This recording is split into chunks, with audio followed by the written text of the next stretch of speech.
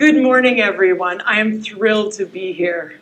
And the first thing I'm going to ask you to do is to use your imagination.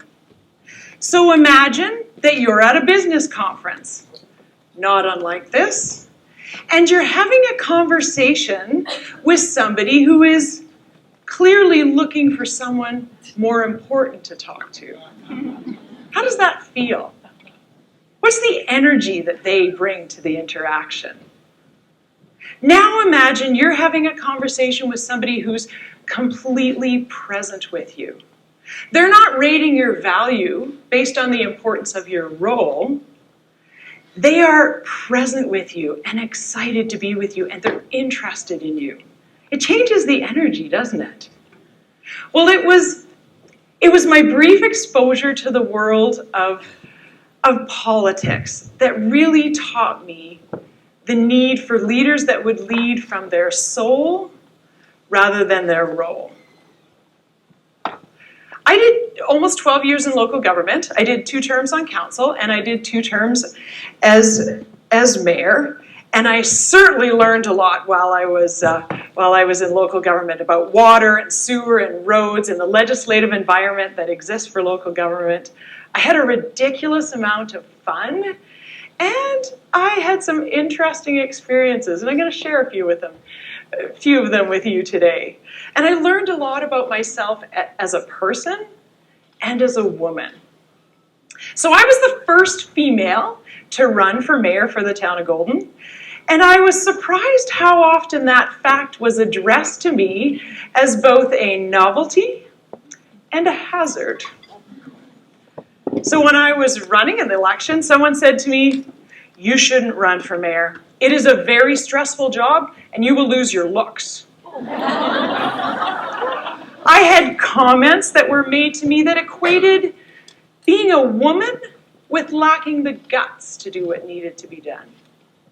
Secondhand grumblings reached my ears. "She's a nice lady, but I don't know if she has what it takes." And I even heard, "We can't have a woman running this town." And then after the election, people would say, "Are you sure you're the mayor? You don't look like a mayor." I received regular comments about my hairstyle, my hair color, what was in my grocery cart. Somebody said one day, "Oh, I really like your shoes. Do you get a clothing allowance?" To which I replied, "I bet you didn't ask the last mayor that question." One man left a voicemail on my answering machine, and he said, "I hear that the mayor's a woman. I like it when the women play in the men's sad box." But it wasn't just being a woman that was a source of mild irritation and curiosity. It was actually my personality as well. My natural style of leadership is to affiliate with others. It's important to me that people feel comfortable around me, and personal relationships are incredibly important to me. It's what people love about me. However, it's also what some people do not love about me, and I found that out. During my first election as mayor at the All Candidates Forum, my opponent ended his speech with these words: "Don't vote for somebody because they're popular and well-liked. Vote for somebody who can do the job." And although I won the election by a landslide, those words haunted me. What if they were true? What if I was too amiable and not tough enough? What if I didn't have what it takes? Because I already knew that one of my personal challenges in this role would be to confront my need to be liked and my desire to be a strong and competent leader. So with those words echoing in the back of my head, I let 2 fears play a significant role early in my term. The first, the fear of being found lacking, of not being enough. Sound familiar? I was determined to do such a good job that I did everything in my power to be over-prepared with massive amounts of data so that I could respond in any given situation. And then, if I didn't have the answer, I did the classic political response. You don't answer the question they asked, you answer the question you wish they asked. I had very little self-compassion when I thought that I messed up. And like a dancing monkey, I was desperately trying to prove myself, to win over the haters. It was like being chased by a monster. Interestingly enough, though, that led to the second fear that played a role in my life, and that was the fear of being misperceived, of being put on a pedestal, of being thought too much of. Because when you are so busy trying to appear as if you have it all together, you run the risk of only being seen for the person that you present instead of the person that you are, warts and all. So when I was elected in 2009, nobody prepared me for the way that the title would change the way people treated me.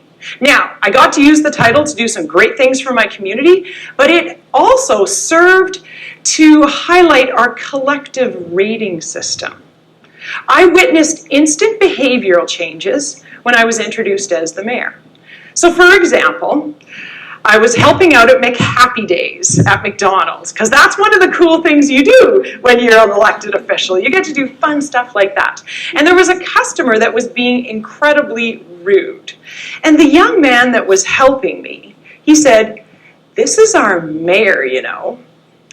And I witnessed an instant behavioral change. All of a sudden, he was laughing and joking and almost flirting. And I was horrified that someone could be so contemptuous one minute and so captivated the next. And this led me on a little bit of a personal journey. I knew if I was going to survive in this role, I had to be a little less attached to the external temperature and a little more curious about the internal compass. If I was going to lead from my soul rather than my role, I had to let go of the need to be right and to trade it in for the need to be real. And if I didn't want to be made to feel lacking, or I didn't want to be put on a pedestal, then I didn't want to do the same thing to others. And so whether I was dealing with a federal minister, or whether I was dealing with somebody who was in my office, frustrated and feeling powerless about changes to the pool schedule, I worked to bring my whole self to the interaction and not be caught up in the quagmire of being overly impressed or deliberately underwhelmed. And I'm no longer the mayor, but I want to continue to do the same thing in my life. And so the other day, my girlfriend and I were heading to a restaurant, and there was a young man that was looking for some money. My girlfriend gave him some money, and I said, "What's your name?" "Colin," he said. And so as we walked to the restaurant, my girlfriend said, "Did you see his eyes light up when you asked him his name?"